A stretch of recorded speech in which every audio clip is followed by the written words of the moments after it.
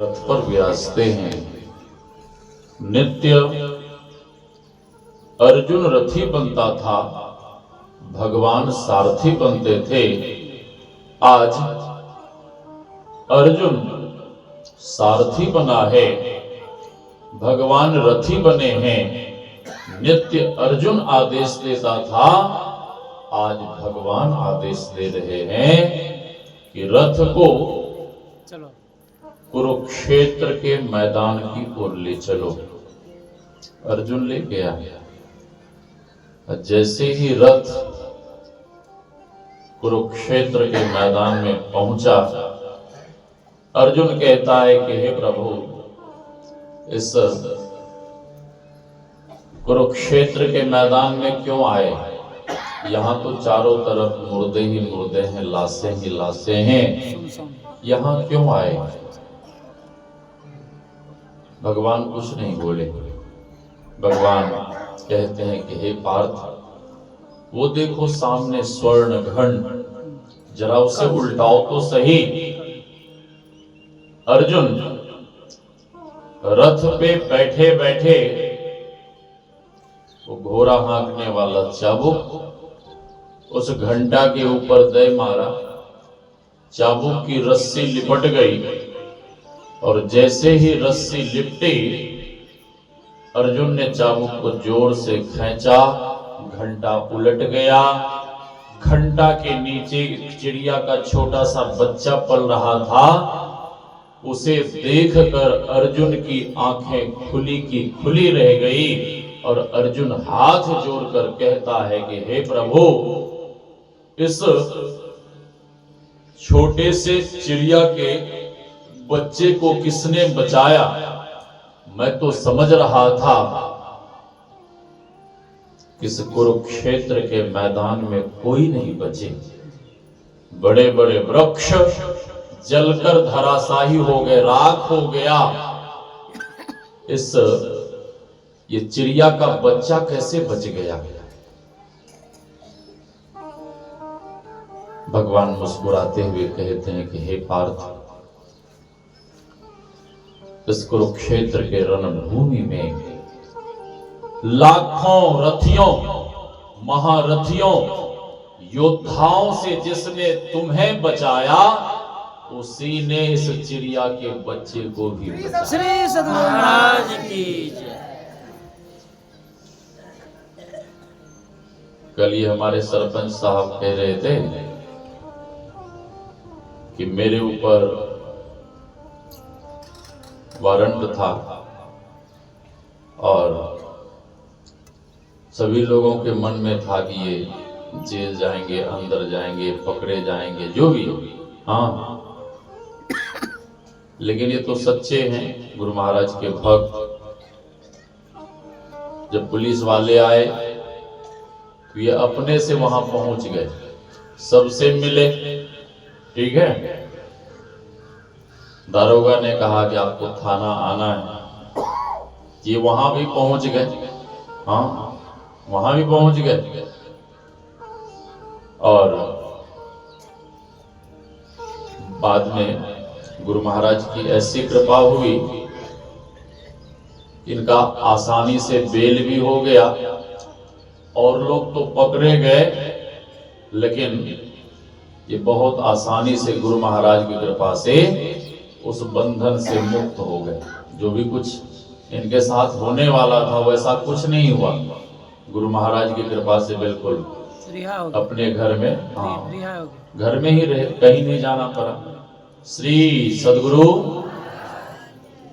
गुरुदेव की वाणी में तन मन आत्म रक्षक है गुरु नहीं, गुरु ही का नाम एक लेव है। हाँ, गुरुदेव तो तन के रक्षक हैं, मन के रक्षक हैं। मुझे बाद महर्षि संत सेवी जी महाराज विश्राम कर रहे थे और स्वप्न में देख रहे थे कि मैं गुरु महाराज के संग गंगा स्नान करने गया हूं। गुरु महाराज स्नान कर बाहर आ गए गुरु महाराज के लंगोट को मैं धो रहा हूं, वो वस्त्र बहने लगा, मैं पकड़ने को आगे बढ़ा तो मैं भी गंगा जी के बहाव में बहने लगा, डूबने लगा। गुरु महाराज को पुकारना शुरू किए। ये सारी बातें तो स्वप्न में हो रही है ना, ये सारी घटना स्वप्न की, लेकिन गुरुदेव तो अंतर्यामी, अंतरपथगामी, अति निहगामी अंतर्यामी है। सदगुरु अंतर्यामी हैं। वे अंतर्यामी गुरुदेव आवाज देने लगे, महावीर जी, महावीर जी, महावीर जी। हाँ, कुछ बात जग कर गए। हाँ, हाथ जोड़कर खड़े हो गए तो गुरु महाराज मुस्कुराते हुए कहते हैं, क्या आप गंगा जी में डूब रहे थे, गंगा जी में बह रहे थे? तो पूज्य बाबा ने कहा कि जी हुजूर, मैं सपना देख रहा था और सपने में मैं गंगा जी में डूब रहा था। तन मन आत्म रक्षक हैं गुरु, तन के भी रक्षक। हाँ, यहां से बिल्कुल पास में ही है मकंदपुर गांव, ठीक है। वहां के कोई साहजी थे,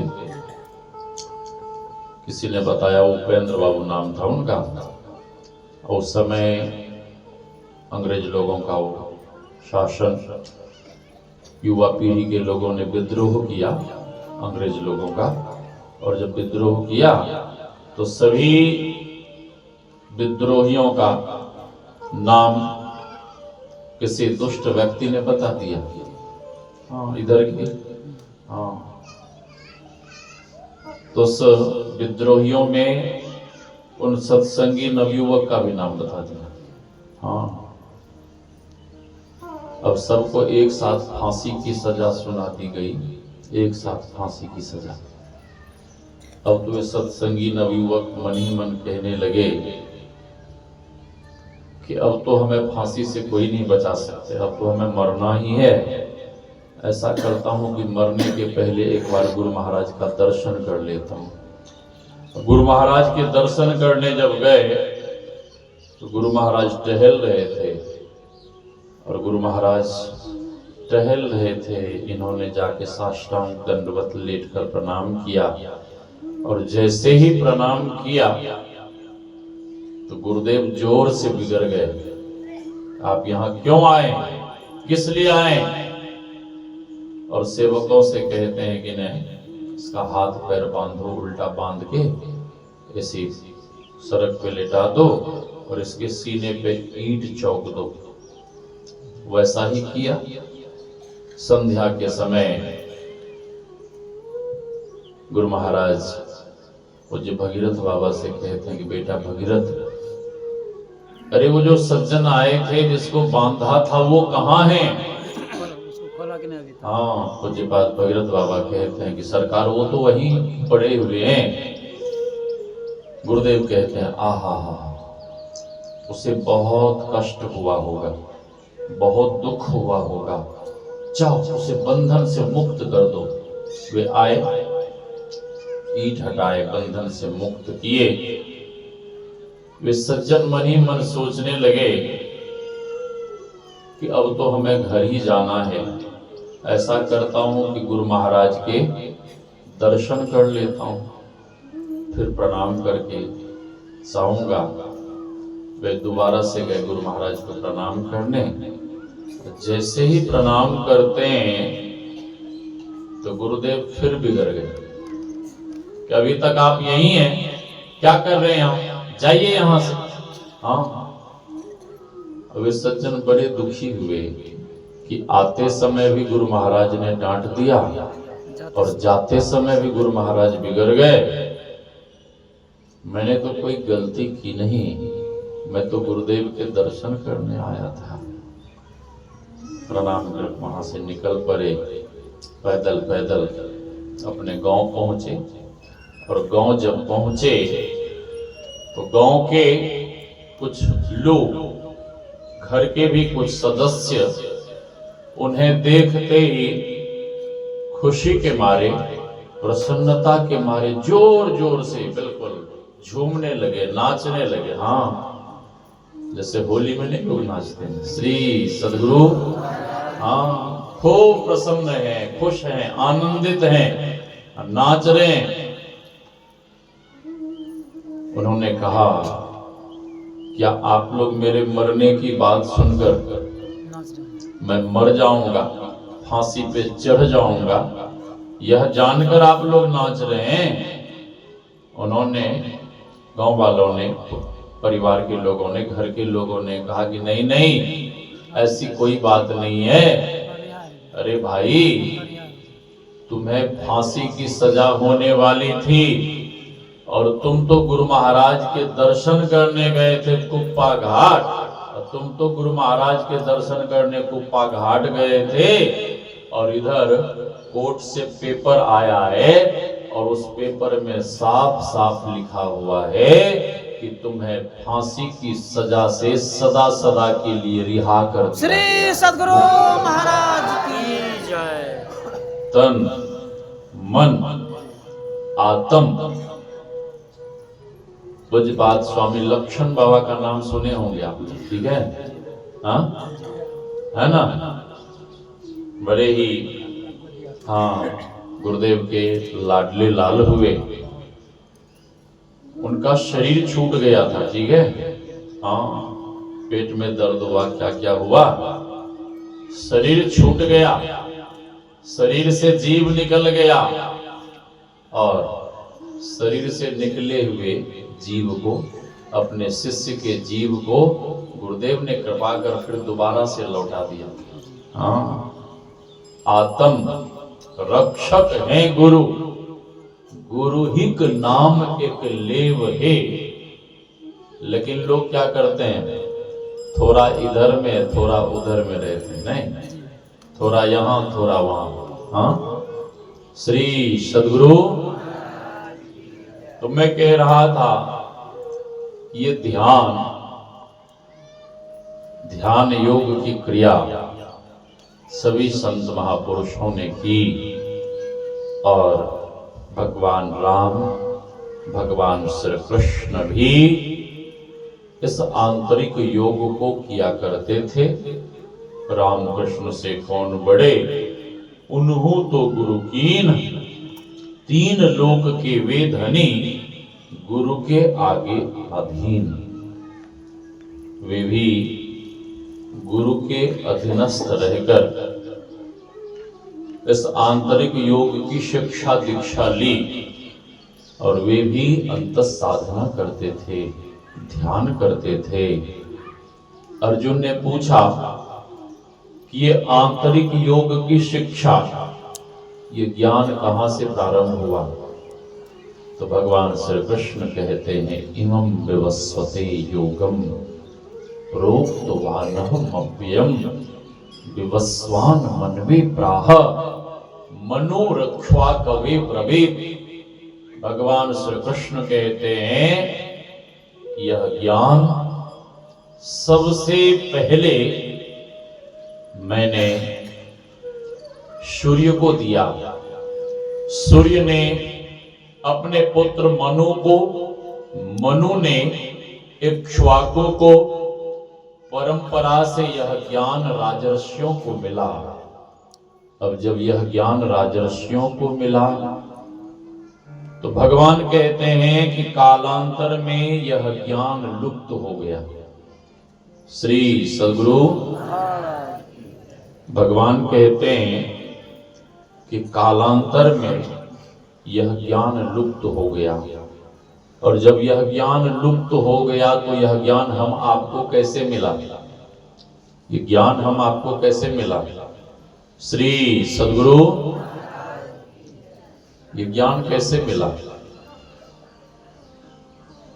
जिस धर्म शास्त्र को, जिस वेद उपनिषद को हम आप छू नहीं सकते थे,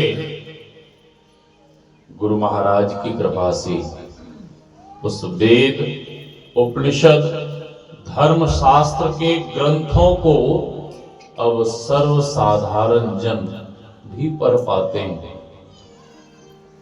गुरु महाराज का आविर्भाव नहीं होता इस बिहार की धरती पर, तब क्या होता? हाँ, इस ज्ञान से हम आप वंचित रह जाते, नहीं वंचित रह जाते। एक दिन गुरुदेव अनायास